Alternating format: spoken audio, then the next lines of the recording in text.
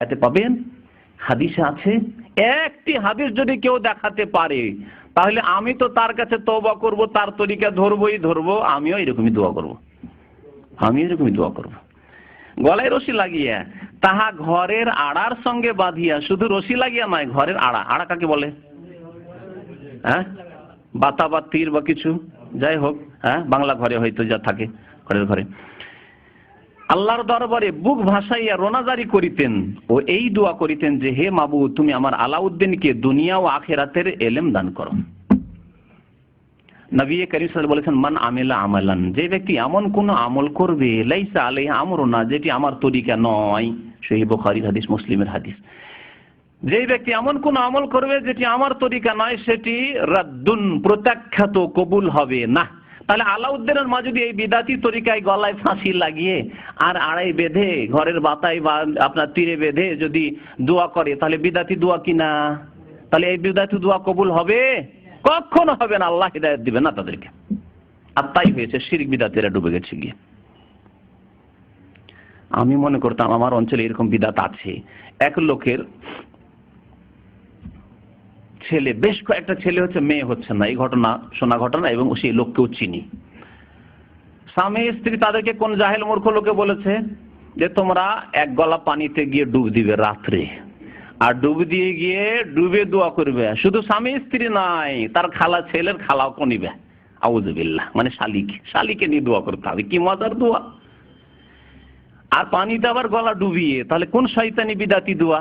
শয়তান কিভাবে গোমরাহ করছে? এগুলি গ্রামে গঞ্জে এই ধরনের বিদাতি তরিকার দোয়া রয়েছে। তার একটি দোয়া হচ্ছে, এই কিতাবে 2-3 বার এই দোয়ার কথা উল্লেখ করা হয়েছে বিভিন্ন ঘটনাতে, গলাতে রশি বেঁধে ফাঁসির মতো লাগিয়ে দোয়া করা দরকার। মা আনজালাল্লাহু বিহা মিন সুলতান, আল্লাহ এর কোন সনদ প্রমাণ নাযিল করেননি। এই তরিকার যে প্রবক্তা, এই তরিকার নামে, চরমনাই তরিকার নামে হচ্ছে চিশতিয়া সাবেরি, এই আলাউদ্দিন সাবেরের এই অবস্থা, তার মায়ের এই অবস্থা। তারপরে শুনেন না আরো মজার কথা। একদিন বলছে যে আমার মাতা সাহেবানিও, এই ইসহাক সাহেব, এই ফজলুল করিমের বাবা ইসহাক সাহেব যে পীর, বড় পীর তাদের, এই চরমনাইয়ের বড় পীর বলছেন যে আমার মাতা বড় আবেদা ছিলেন, মাতা সাহেবানিও আবেদা ছিলেন। তিনি একদিন আমার নিকট বলিলেন, ফতোয়া জিজ্ঞেস করলেন ছেলেকে, বাবা ইসহাক, তুমি যখন উজানিতে পড়িতে গিয়াছো, তখন আমি তোমার শোকে বেচैन হইয়া গলায় দড়ি লাগাইয়া তাহা আড়ার সঙ্গে বাঁধিয়া তোমার জন্য দোয়া করিয়াছি। দেখলেন, তাহলে এই বিদাতে এরা সবাই ডুবে আছে। যেমন আলাউদ্দিন সাবের ডুবে আছে, তার মা ডুবে আছে এই বিদাতে, তেমন ডুবে আছে চরমনাইয়ের মা ইসহাক সাহেবের মা। আর তারপরে মুফতি সাহেবের ফতোয়া দেখেন, কত সুন্দর ফতোয়া। দোয়া করে ইহা জায়েজ কিনা? সুবহানাল্লাহ, ফতোয়া জিজ্ঞাসা একজন মহিলার ভুল হইতে পারে, তাহলে সঠিক রাস্তা দেখাতে হবে কিনা? কি গুমরাহির রাস্তা দেখাচ্ছে শুনেন। আমি উত্তর করিলাম, ইসহাক সাহেব বলছেন, লেখক নিজে, আমি উত্তর করিলাম, আমার জন্য হাজার বুলন্দ নসিব। এমন এমন উর্দু ভরা বাংলা যে আপনাদের বুঝতে হয়তো অসুবিধা হবে। অসুবিধা হচ্ছে নাকি? বুলন্দ নসিব মানে ভাগ্য, খুব উঁচা ভাগ্য। ইহাতে নাজায়েজ কিছু হয় নাই, ইহাতে নাজায়েজ কিছু হয় না। খুব ভালো কাজ করেছো তুমি, গলায় রশি বেঁধে ফাঁস লাগিয়ে, আর তুমি যে আমার জন্য দোয়া করেছো, খুব ভালো কাজ করেছো। আল্লাহ নবী বলছেন, ফাহুয়া রাদ্দুন, রিজেক্টেড, মারদুদ, যে এমন কোন আমল করবে যা সুন্নতি তরিকা নাই, নবীর তরিকা নাই। কোন পথে যাবেন? নবীর রাস্তা নেবেন না চরমনাইয়ের রাস্তা নেবেন, যাকে বাংলাদেশে হক্কানি পীর মনে করছেন? এখন আপনারা বিচার করুন। আচ্ছা, তারপরে ওখানে গিয়ে এখন শিখতে লাগলো। আলাউদ্দিন সাহেবের ওই আল্লাহর ওলি হইতে এলেম জাহির ও ইলমে বাতিন সব এলেম পাইলেন। তৎপর তাহার মাতা তাহাকে তাহার মামা ফরিদউদ্দিন শকরগঞ্জের খেদমতে নিয়ে গেলেন। ফরিদউদ্দিন শকরগঞ্জ আরেক পীর ছিল, এক ভণ্ড ছিল, এর কাছে নিয়ে গেল, আবার মামা আলাউদ্দিন সাবেরের। আর বললেন, ভাই, এই আলাউদ্দিনকে একজন ওলির নিকট নিয়ে গিয়েছিলাম, তিনি খুব দোয়া করিয়েছেন, আপনি আলাউদ্দিনকে কিছু দোয়া দিয়ে দেন। হযরত ফরিদউদ্দিন বললেন, বাবা আলাউদ্দিন, তুমি আমার বাবুর্চি খানায় থাকিয়াল লোকগণকে খাদেম দিয়া খাওয়াইবা, মানে খাদেমের মাধ্যমে তুমি খাওয়াইবা, মুদির, হ্যাঁ, ম্যানেজার, সুপারভাইজার, ফোরম্যান, যাই বলেন। তারপরে বাবা আলাউদ্দিন তুমি, হ্যাঁ, তাহার মাতা সাহেবানি বাড়ি চলিয়া গেলেন এবং 1 বৎসর পর আসিয়া দেখিলেন যে আলাউদ্দিনের শরীরে মাত্র গোস্ত নাই, মানে গোস্তই নেই শরীরে, শুধু হাড় হাড্ডিটা আছে। 1 বছর পরে এসে দেখে মা, এই অবস্থা দেখে তাহার মাতা সাহেবানী কাঁদিয়ে বলিলেন, ভাই আমার ইয়েতিম আলাউদ্দিন আপনার নিকট রেখে গেলাম, বড়ই পরিতাপের বিষয়, আপনি তাহার দিকে সামান্যতম লক্ষ্য রাখেন নাই, নচেত এই অবস্থা হইতো না। হযরত ফরিদউদ্দিন আলাউদ্দিনকে জিজ্ঞাসা করিলেন, বাবা আলাউদ্দিন, এই 1 বছর যাবৎ তুমি কি খাইয়াছো? 1 বছর যাবৎ কি খাইয়াছো? উত্তর করিলেন, আল্লাহ পাকের জিকির খাইয়াছি। আল্লাহ পাকের জিকির খাইয়াছি। শুনেছেন কোনদিন যে আল্লাহ নবী বলছেন আমি আল্লাহর জিকির খাই? কখনো না। সাহাবারা আর আল্লাহ নবীর সাথে এদের তুলনা ছাড়া, যদি আল্লাহ নবীর হয় তবে আল্লাহর নবী, তিনি সাইয়্যিদুল মুরসালিন, তিনি সৃষ্টির সেরা, তাকে আল্লাহ রিসালাত দিয়েছেন, তার প্রতি কোরআন নাযিল করেছেন, সকাল বিকাল তার কাছে জিবরাইল আমিন আলাইহিস সালাতু সালাম এসেছেন। এই উম্মতের সবচেয়ে বড় ওলি, সবচেয়ে বড় আল্লাহর নেক বান্দা হচ্ছেন আবু বকর সিদ্দিক রাদিয়াল্লাহু তাআলা, 2 নম্বর ওমর ফারুক রাদিয়াল্লাহু তাআলা। তাদের সাহাবায়ে কেরামদের এইরকম জীবনে কোনোদিন হয়েছে হ্যাঁ যে আল্লাহর জিকির খেয়েছেন আর কিছু খাননি? নবী সাল্লাল্লাহু আলাইহি ওয়াসাল্লাম পেটে পাথর বেঁধেছেন, কেন? জিকির খেয়ে দিয়ে থাকতেন।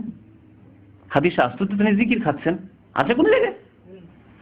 দেখছেন কি ভণ্ডামি। তারপর শোনেন, তখন তিনি জিজ্ঞাসা করেন, মামা জিজ্ঞাসা করছে, তুমি কেন খাওয়া দাওয়া করো নাই? তোমাকে বাবুর্চিখানায় ম্যানেজার বানাইছি, তবু তুমি কিছু খাইতে পারো নাই কেন? আলাউদ্দিন উত্তর করিলেন, মামুজান, আপনি আমাকে লোকদের খাদেম দিয়ে খাওয়াইতে বলেছেন, কিন্তু আমাকে খাইতে অনুমতি দেন নাই। তিনি বলেন, খাওয়ার জন্য যদি অনুমতি ভিন্নভাবে দেওয়ার দরকার মনে করিয়া থাকো, তবে তুমি কেন পুনরায় অনুমতি নেও নাই? আলাউদ্দিন উত্তর করিলেন, আমি এখানে আসিয়াছি আল্লাহ পাকের প্রেম হাসিল করিতে, তাই দুনিয়ার খাওয়ার নিমিত্ত অনুমতি নিতে যাওয়া বেয়াদবি মনে করি। দুনিয়ার খাবারের অনুমতি নেওয়া বেয়াদবি মনে করে, কিন্তু আল্লাহর সাথে প্রেম করার কথা, ইশক মাশুক এসব বলতে তাদেরকে লজ্জা লাগে না এত বড় বেয়াদবি করতে। বুঝতে পেরেছেন?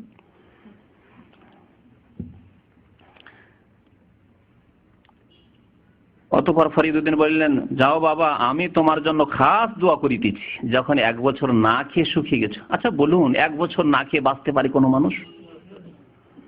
74-এর কথা আমাদের বয়সপ্রাপ্ত মানুষ, আমাদের ইঞ্জিনিয়ার ভাই বলছিলেন, এখানে বসে আছেন, বলছেন 74-এ যে দুর্ভিক্ষ হয়েছিল তাতেও 3 মাস ম্যাক্সিমাম যদি বেঁচেছে কোনো মানুষ, 3 মাসের বেশি বাঁচেনি, না খেয়ে মারা গেছে। তার মধ্যে 3 মাসে যে একেবারে না খেয়ে থেকেছে, কিছু না কিছু খেয়েছে, হয়তো কিছু পেটে গিয়েছে, একেবারে যে দানা পানি যায়নি পেটে এমন হয়নি, সাবেরের মতো হয়নি।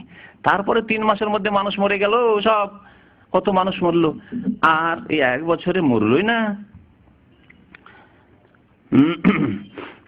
কি দোয়া দিচ্ছেন শোনেন, আল্লাহ পাক যেন তোমাকে উভয় জাহানের বাদশা করেন, 2 জাহানের বাদশা করে দিলেন। 2 জাহান মানে কি? উভয় জাহানের বাদশা মানে দুনিয়ারও বাদশা আর আখিরাতের বাদশা। বলেন, আখিরাতের বাদশা কেউ আছে? আল্লাহ কোরআনে কারীমে ইরশাদ করেছেন, লিমানিল মুলকুল ইয়াউম, আজকে কার সার্বভৌমত্ব, রাজত্ব, মুলক কার রয়েছে?